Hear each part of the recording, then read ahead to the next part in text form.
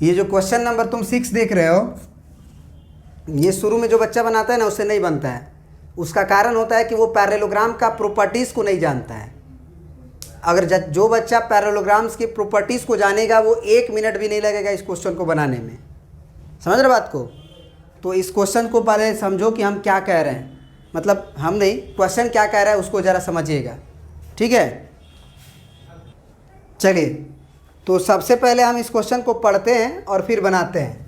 क्या कह रहा है कि if 1, 2, 4, y, x, y 6 and 3, 5 are the vertices of a parallelogram taken in order. Taken in order का भी बहुत महत्व होता है। अगर ये पैरेललोग्राम के वर्टिसेस हैं तो सबसे पहले आप पैरेललोग्राम बना लो। पैरेललोग्राम बनाने के बाद, है ना, पैरेललोग्राम बनाने के बाद ये जो वर्टिसेस हैं एक ऑर्डर में हैं। एक ऑर्डर का मतलब ये हुआ कि अगर आप ऐसे घूम रहे हो तो ऐसे ही घूमोगे। यह नहीं कि आप ए को घूम लो, या ये ऐसे कुछ बच्चा कर देता है, ये 1, 2 लिख देगा, ये 4, y लिख देगा, और उसके बाद ये जो x, 6 है ना वो यहाँ लिख देगा। टेकन इन ऑर्डर का मतलब होता है कि अगर इधर की तरफ घूम गए तो लगातार आपको लिखना है, नहीं तो गड़बड़ हो जाएगा। तो यहाँ पे आप लिखोगे क्या, x, 6 लिखोगे, और यहाँ पे आप लिखोगे 3, 5। अब देखो, ये पैरेललोग्राम का जो बच्चा प्रॉपर्टी नहीं जानता है ना, तो वो क्या करने लगता है कि डिस्टेंस फार्मूला लगाने लगता है। क्या लगाता है वो? Distance formula.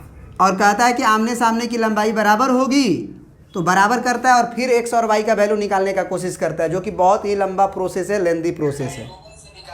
हाँ, डायगोनल के मिड पॉइंट से निकालेंगे, क्योंकि हम जानते हैं कि पैरेललोग्राम के जो डायगोनल्स होते हैं वो एक दूसरे को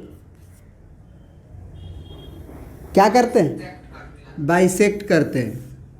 तो यहाँ से हम निकाल लेंगे कि ये लेंथ बराबर होता है, तो इन पॉइंट का भी मिड पॉइंट यही है, और इस इधर से भी देखा जाए तो ये भी लेंथ बराबर होता है।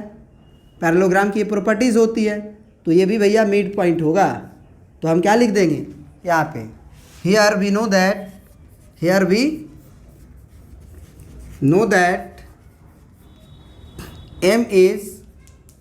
m is the midpoint of क्या, AC and BD बोथ। अब कहेगा कोई क्या है, तो कहेंगे कि क्या, diagonals bisect each other. Parallelogram of diagonal जो होते हैं वो क्या होते हैं, एक दूसरे को बाइसेक्ट करते हैं। तो अब जरा हमको पूछ रहा था, मतलब x और y, हमसे क्या पूछ रहा था, फाइंड द x और y। तो x और y अगर पूछ रहा है तो हम मान लेते हैं कि m का कोऑर्डिनेट हमारा अल्फा, बीटा है।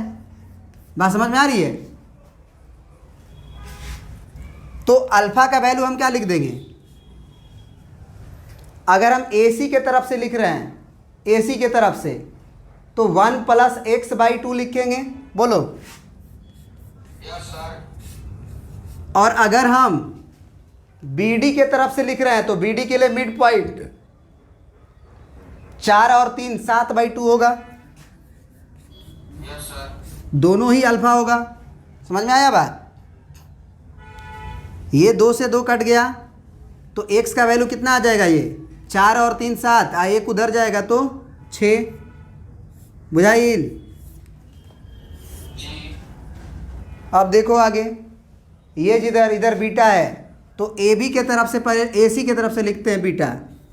तो AB के तरफ से लिखेंगे बीटा, तो y कोऑर्डिनेट यूज हो रहा है ना, सारा y यूज होगा, तो 2 + 6/2।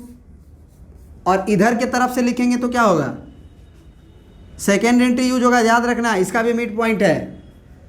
तो वही बीटा है, बीटा नहीं बदलने वाला है। इधर के तरफ से लिखेंगे तो 5 +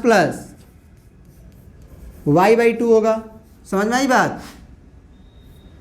2 से 2 कट गया, ये हो गया 6 और 2 8, और 5 इधर आएगा, तो 8 - 5 बराबर y। तो y का वैल्यू 3 आया ना। तो x और y पूछ रहा था, तो x और y का वैल्यू कितना निकल गया, एक्स का वैल्यू 6 आ गया और वाई का वैल्यू 3 आ गया। यही तुम्हारा आंसर है, समझे? जी सर। प्रिंट कर लीजिए।